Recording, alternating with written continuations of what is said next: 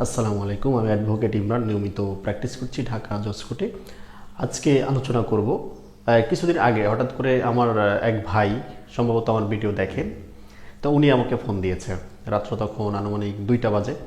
তো ফোন দিয়ে বলতেছে যে ভাই, আমার ওয়াইফ তো রাগ করে চলে গিয়েছে। তো জিজ্ঞেস করলাম কোথায় চলে গিয়েছে। তো বললো যে কোথায় চলে গিয়েছে সেটা আমি বলতে পারছি না, তবে সে চলে গিয়েছে। আমি শ্বশুরবাড়িতে ফোন দিয়েছিলাম, সেখানেও নেই। তো ব্যাপারটা হচ্ছে, আমি প্রথমে একটু আচমকে যাই। পরে আমি জিজ্ঞেস করলাম যে ওনার কি কারোর সাথে এফআইআর রয়েছে কিনা। সে বিষয়ে আমি নির্দিষ্ট কোনো তথ্য বা প্রমাণ পাইনি। ঠিক আছে, আপনি অপেক্ষা করেন কালকে পর্যন্ত। তো পরের দিন সকালে উনি আমার ফোন দিয়েছে প্রায় আনুমানিক 10টা বাজে। তো ফোন দিয়ে বলল যে ভাই, আজকে তো 10টা বাজে, এখন পর্যন্ত উনিও আমাকে ফোন দেয়নি, আমিও যোগাযোগ করার চেষ্টা করছি, কোনোভাবেই কাজ হচ্ছে না। এখন আমি কি করতে পারি? তো সেই ক্ষেত্রে উনি 3টি কাজ করতে পারে।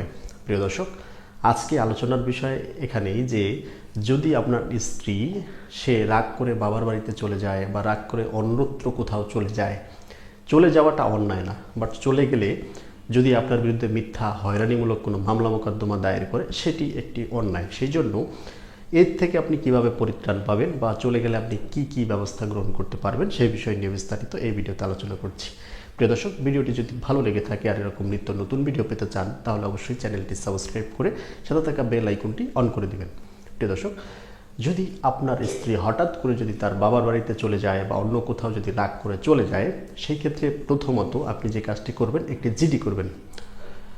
যদি রাগারাগি হয়ে থাকে তাহলে আপনি সেটি উল্লেখ করবেন যে রাগারাগি হয়েছিল এবং সে বাবার বাড়িতে বা অন্য কোথাও ট্রাক করে চলে গিয়েছে।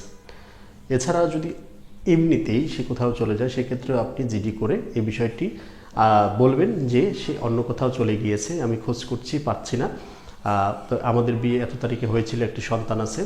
ঠিক আছে, এগুলো আপনি উল্লেখ করে আপনি জিডিটি দায়ের করলেন। দ্বিতীয়ত যে পদক্ষেপটি গ্রহণ করবেন সেটি হচ্ছে একটি আইনি লিগ্যাল নোটিশ পাঠানো। অনেকেই মনে করে যে লিগ্যাল নোটিশ হচ্ছে একটি মামলা। নর্মালি লিগ্যাল নোটিশ হচ্ছে আপনি আপনার পক্ষ থেকে তাকে আহ্বান করার জন্য লিগ্যাল নোটিশটি করবেন, এটি কোনো মামলা না। কিভাবে? যদি তার বাবার বাড়িতে চলে গিয়ে থাকে বা সে অন্য কোথাও চলে গিয়ে থাকে, তাকে একটা লিগ্যাল নোটিশ করে তারা পারিবারিকভাবে সমঝোতা করবে বা পারিবারিকভাবে সেটি মীমাংসা করবে, সেজন্য তারা এই লিগ্যাল নোটিশটি পাঠাবে বা আপনি এই লিগ্যাল নোটিশটি পাঠাবেন।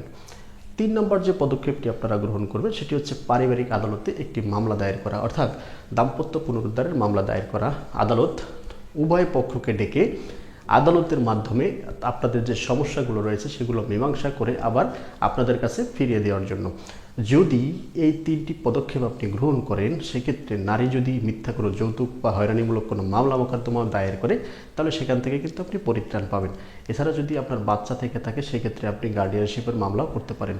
এ বিষয়ে যদি আপনি আরও ডিপলি জানতে চান, সেক্ষেত্রে আমাদের সাথেও যোগাযোগ করতে পারেন। আমাদের সাথে যোগাযোগ করার জন্য অবশ্যই স্ক্রিনে দেওয়া নম্বরে যোগাযোগ করতে হবে। ভালো লাগে লাইক, কমেন্ট, শেয়ার করুন। পরবর্তী ভিডিও দেখার আমন্ত্রণ রইল। সেই পর্যন্ত সবাই ভালো থাকবেন, সুস্থ থাকবেন। আল্লাহ হাফেজ, আসসালামু আলাইকুম।